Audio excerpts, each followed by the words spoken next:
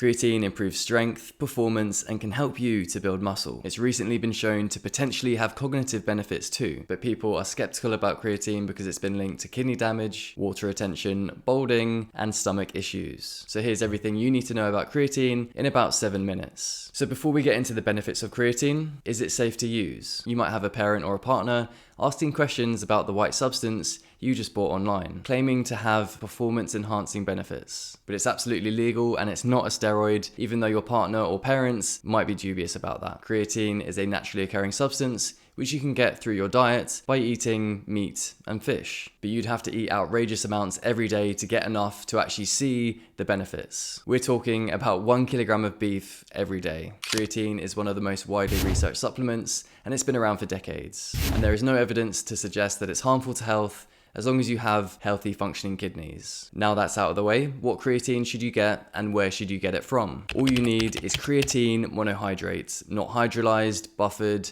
or anything fancy, or even anything expensive. You might see some versions that are advertised to absorb better, but that's just marketing. Creatine monohydrate is the cheapest and the most researched, so that's the one you actually want. And it doesn't really matter what brand you go for, they're all going to be relatively similar, some just more expensive. I usually go for my protein or bulk powders, as these are generally the best value. That's not a sponsored post, it's just the ones that I usually use. Before we get into what you should take, how much and when, we're going to go into one of the biggest worries that people have about creatine. Does creatine cause hair loss? This idea came from a study where rugby players took creatine for 3 weeks. From this, they saw an increase in something called DHT. DHT is known to shrink hair follicles and contribute to hair loss. So it was assumed because creatine increased DHT in this study, it might contribute to hair loss. But there was never any evidence that it actually caused hair loss. And there haven't been any studies which have directly looked at creatine consumption and the effect it has on hair. Until this year, where they did a 12-week randomized control trial, and they looked at the consumption of 5 grams of creatine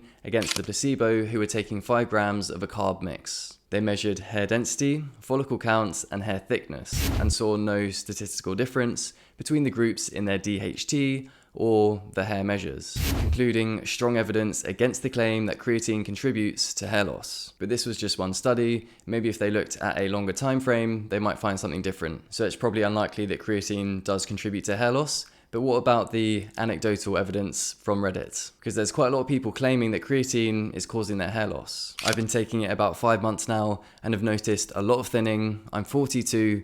We'll probably stop and see if it reverses. I took it when I was young and had no issues, tried hopping back on last year and noticed in the shower I was losing way more hair than I normally would. Started taking creatine and noticed my hair thinning out after a couple of months. I stopped taking it and a couple of months later, it seemed to have settled.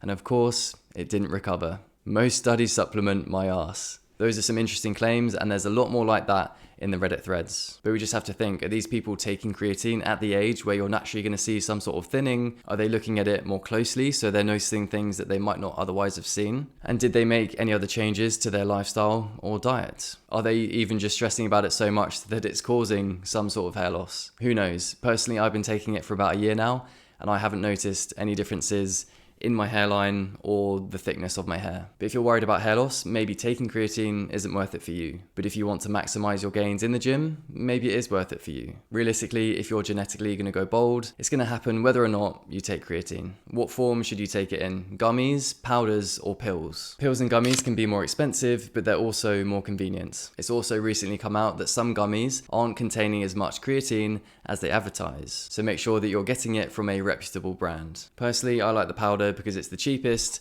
and the easiest for me. I go non-flavored and take it like this. A bit of water, scoop it in, wash it down, and you're done. Done. You can buy a 500 gram bag for about £10 and it will last you for months. So how much should you be taking? The recommended maintenance dose for men and women is 0.03 grams to 0.05 grams per kilogram of your body weight. And this would be enough to maintain your creatine stores. If you weighed 80 kilograms, this would be around 2.4 to 4 grams a day. You can load it with a higher dose, but it's not necessary, and it's often when people see stomach issues. But if you are interested in loading it, you would take around 0.3 grams per kilogram of your body weight for 5 to 7 days. And ideally, you should split that up into 4 servings throughout the day, and it will likely be around 5 grams per serving. If you take more than this in one dose, it's quite likely to give you some sort of stomach distress. I remember when we did some creatine loading for one of my mates' dissertations, and we couldn't be asked to split up the doses into 4 a day, otherwise we just forget. So we were literally using a tablespoon to take a dose, and I don't want to get into the details, but it was pretty rough. I would not recommend. So after the 5 to 7 days of loading, you would then go down onto the maintenance dose, and you don't need to cycle off it. You can just continue taking the maintenance dose until you want to stop. It's also good to know that it takes around 30 days for your body to come back to baseline measures of creatine. So if you miss a couple days here and there, it's not a big deal. Does it matter when you take your creatine? Not massively. The most important thing is just to remember to take it every day. If you can take it at the same time every day,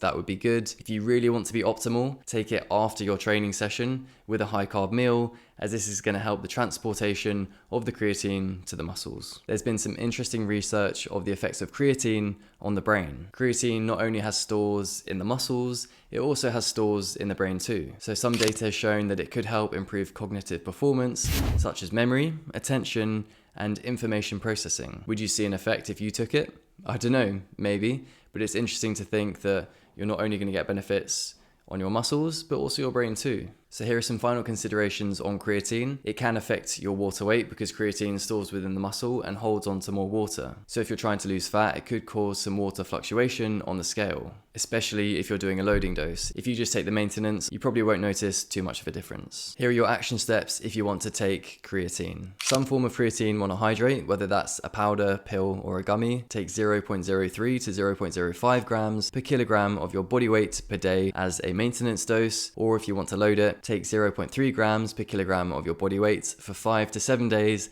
and make sure you split that dose up into 4 servings. Then you can go on to the maintenance dose. Remember to take it every day. If you want to be optimal, take this straight after your training with a high carb meal. And you don't need to cycle on or off it. If you found this video helpful, like and subscribe for more content from me.